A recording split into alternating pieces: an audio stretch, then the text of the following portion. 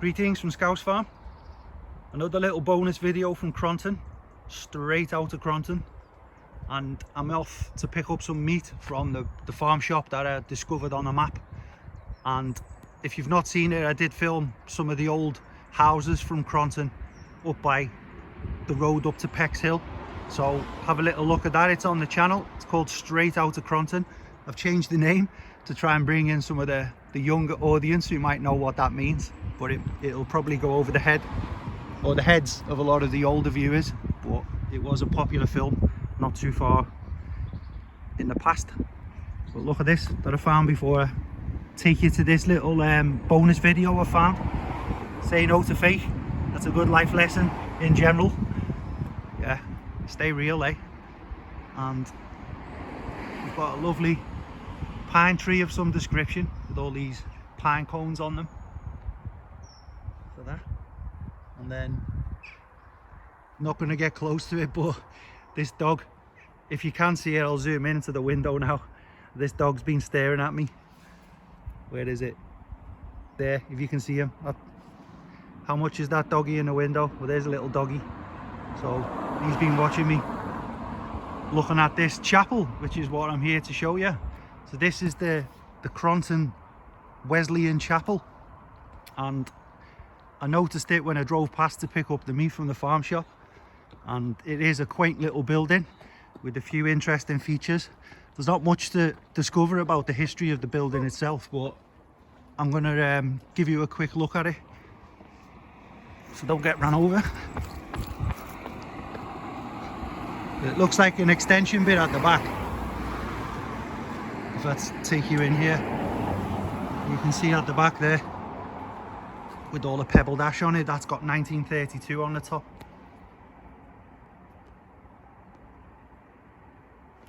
But this sandstone bit, and this is probably, I imagine, from the Pexhill quarry area, which is literally maybe half a mile that away.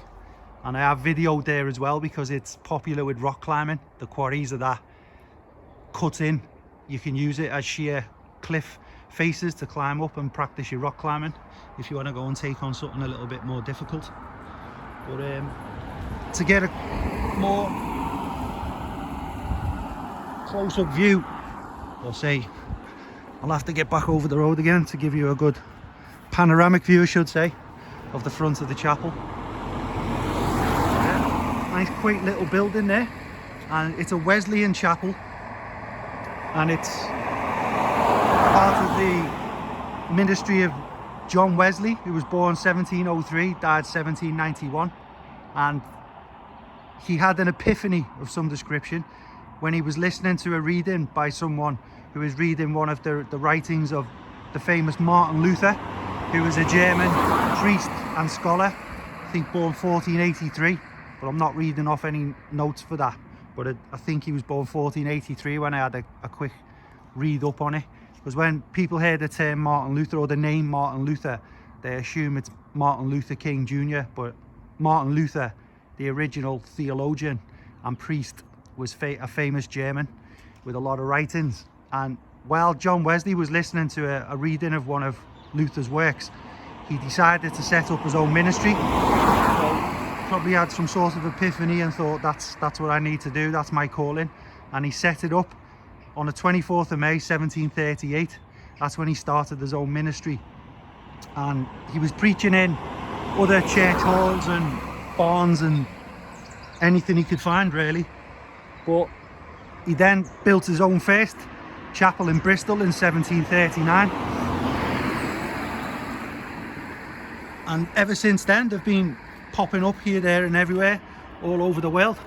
So I think there's a few in America as well, I'm not too sure. But this building itself is interesting to me because it has, I couldn't figure out when it was built because I had no idea what the date was on the Roman numerals. Look at the dove in the window first.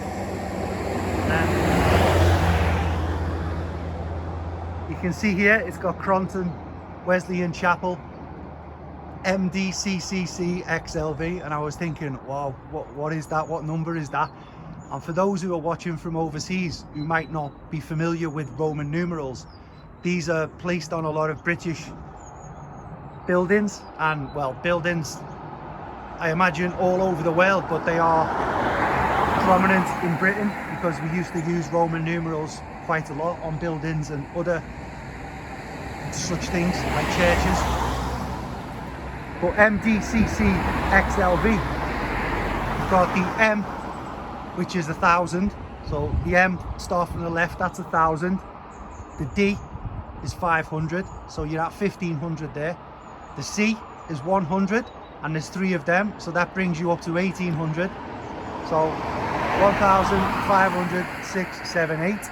And then the slightly confusing bit when you look at the Roman numerals and how they work is the XL is the next 2 letters, and the X is 10, but the L is 50.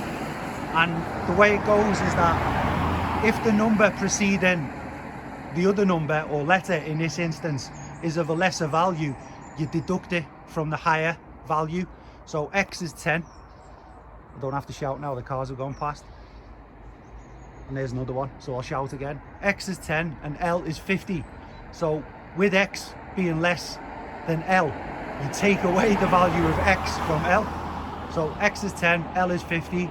50 minus 10 leaves you with 40. So now we've got 1,000, 5, 6, 7, 8, 40. So we're at 1,840. And then happily and conveniently V is 5. So no mathematics required. So it's 1845. And that's how that works.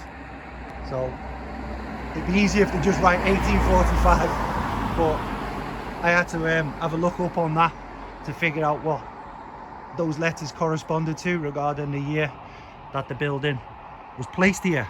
And as you've just discovered there with a free little lesson in Roman numerals, with the takeaway being if a number preceding another number is of a lesser value, then you deduct that number from the higher value, and that gives you the answer.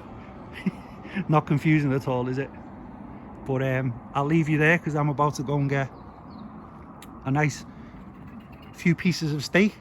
So thank you all very much for watching. Have yourselves a great day. And Scouse Farm, we'll see you all again soon.